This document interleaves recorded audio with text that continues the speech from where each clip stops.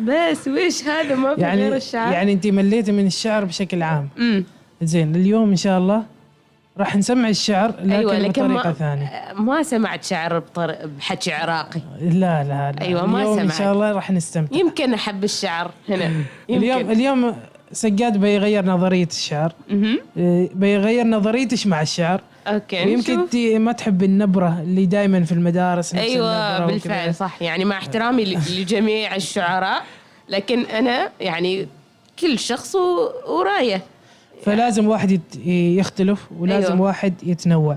فأنا سجاد من أول ما شفته في الكلية ما شاء الله حبيت أول شيء نمط الخاص فيه بالشعر وطريقة إلقاء لهذا الشعر وإتقانه لهذا الشعر.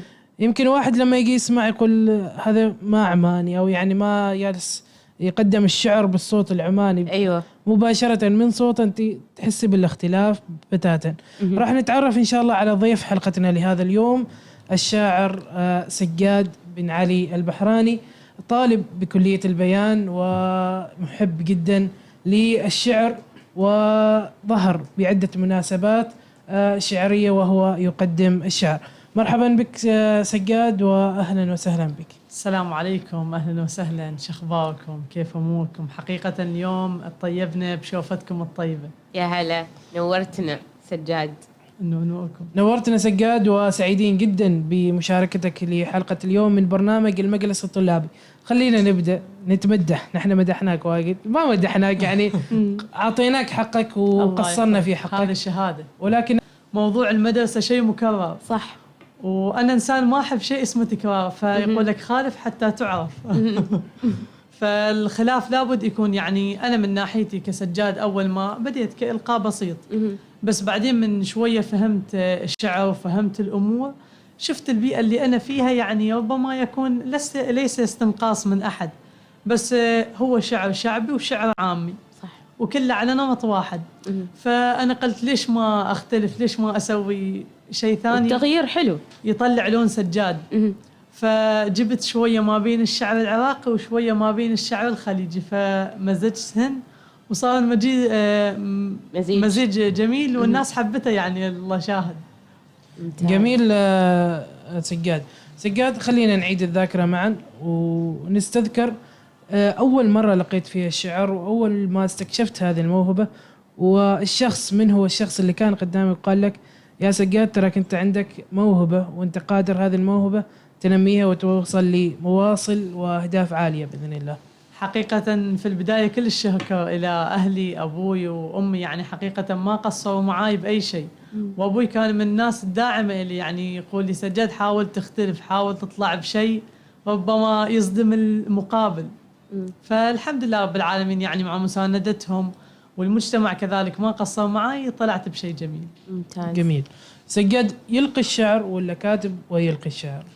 ألقي الشعر وكذلك كاتب للشعر، بس في كتاباتي المبتدئة حاليا. جميل. يعني تنزلهم؟ نعم. وين تنزلهم؟ على انستغرام، على اليوتيوب، وكذلك عندي مشاركات في منتديات شعرية وأمسيات شعرية. وكيف تحس المشاهدين؟ هل يقولوا يعني يمدحوا شعرك ولا؟ أكيد. ممتاز. ليس يعني هو الواحد ما يقول لك ما يقيم نفسه. أيوة صحيح. هو الجمهور يقيمه. وقلت لك هو الشعر مسألة ذوقية. يعني إذا أنا الحين أجي وأقول سجاد رقم 1، فربما يكون لذائقة معينة سجاد رقم 1، بس لذائقة ثانية يقول لك لا سجاد مثلا متأخر. ربما لشاعر ثاني يكون هو رقم الأول بالنسبة لذائقة المستمع. صحيح صحيح بالفعل. طيب خلينا نقول من هو شاعرك المفضل؟ شاعر المفضل الشاعر إيهاب المالكي. نسمع شيء من أشعارك سجاد كذا نغير فيه الجو، وأهم شيء ركز على خطوة مهمة. نعم. إنك تغير تفكير ملاك. إن شاء الله. ملاك تقول لك أنا ما أحب الشعر. لا إن شاء الله بعد هذه الحلقة راح تقتنع. نشوف نسمع. ملاك اليوم أنتي بدور الحكم. يا الله. أوكي. خلينا نسمع الشعر من سجاد. حزني على مدى الأيام طويل، حزني على مدى الأيام طويل، وعيني على الأحباب تسيل. أبكي إذا فارقتهم يوما، فكيف إذا كان الفراق طويل. الله شاهد ما بكت عيني على ناس، ولا على وداع المشى وقبلك بكيت. بس على فراقك بكيت وروح أبويا بقدنا وأعم على تابوتك. بكيت هي دنيا وخذت منش ما تريد، وأنا منها شقدرت بس ما خذيت. أسمع يقولون جاي علينا عيد، وانت عند العيد صافي لو اجيت. ولك يا روحي أمس ويا أعيش، رحل وأنا بحسرة لأجل انتهيت. صح الله لسانك. الله الله الله، صح صح لسانك. ملاك كاميرا عندك. حسيت انه الكلمات او المفردات اللي في الشعر يعني تبعه مش صعبة، فممكن انه المستمع يفهم ايش هو يقول. كثير نتناول ونتناقش، فأخذت منهم هذه اللكنة، وكذلك يعني ساعدتني في الشعر بشكل كبير. ممتاز. خلينا نقول نظرة المتابعين ونظرة المجتمع لهذه اللكنة وهذا الشعر الخاص فيك والكاريزما الخاصة فيك، كيف تشوف نظرتهم؟ هل هم حابين هذا الشيء وداعمين هذا الشيء؟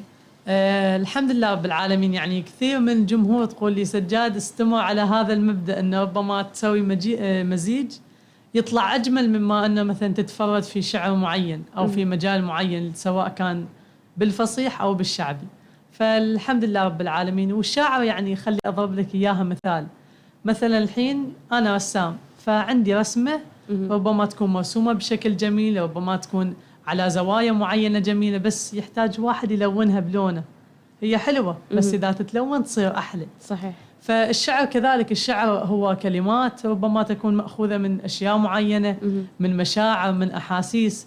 بس الحين من يجي سجاد هي القصيدة منظمة على قافية وعلى وزن معين، بس الحين من يجي سجاد ويلونها بلونه فتصير بلون منفرد وجميل، يعني نوع آخر. الله الله. ممتاز. طيب سجاد، كيف قدرت تنمي موهبتك يعني اللي هو الشعر في الكلية؟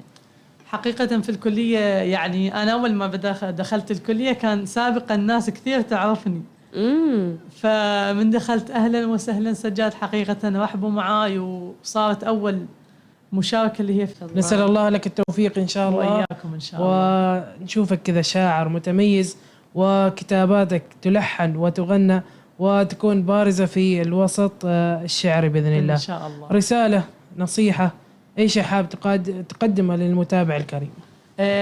طبعا دائما احنا نقول مقولة ان الحكاية انك اجمل من تفاصيل الحكاية.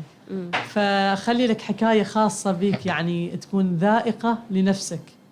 الحين سجاد من الحين انا من اجي اكتب مثلا او اريد انتقي نص معين او شعر معين، تشوفي مثلا هذا الشيء لامس قلبي، فمن يلامس قلبي لا اخليه هاي على سطر، يعني على نص تحت اسطر. كل واحد عنده مثلا موهبة، عنده في أشياء في الحياة فيخليها على سطر معين من حياته. ممتاز. بإذن الله سجاد، نحن استمتعنا كثير في الحوار معك وفي إبراز موهبتك، وإن شاء الله كما قلت لك نشوفك شاعر موهوب وشاعر له قيمته وله وزنه في الوسط الشعري والعماني والخليجي بإذن الله. وإياكم إن شاء الله. بإذن الله. أتمنى لك كل التوفيق سجاد، وإن شاء الله يعني ما تشاركنا فقط في عمان، تشارك مسابقات برا عمان وكلها تفوز بالمركز الأول إن شاء الله. وقبل الختام طبعا نخلي نطيب سمعنا بذكر رسول الله. ففي ليلة الإسراء والمعراج دنا فتدلى فقد قاب قوسين أو أدنى. فالقصيدة تقول موسى قبلك هم نبي وحاكى الإله، بس ما وصل حدك خلعنا على الطوى، وانت عديت الحجب كلها وعجزيت، لمن من ربك شفت لمحة ضوى. إلى هذا يا رسول الله واكتفيت، شلون أوصفك وأنا شم منك هوا، شلون أوصفك وأنا شم منك هوا. الله صح بوحك.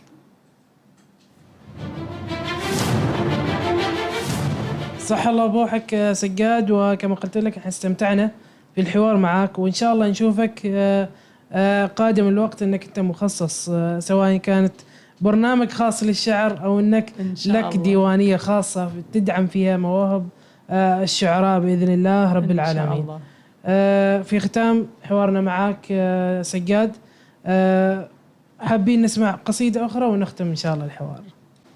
مو بيت لك بالقلب صدقني باني قصر، مو بيت لك بالقلب صدقني باني قصر، وش ما يطول العمر بهواك أحسه قصر، ظليت ما أشوف أنا بعيوني يمكن قصر، رحت أفحص تأكدت قالوا لي بيهن بعد، وبغيابك تمرمرت أرجوك كافي بعد، أحلف برب البشر لو رحت عني بعد، ويا أهلي عيش بغرب حتى صلاتي قصر.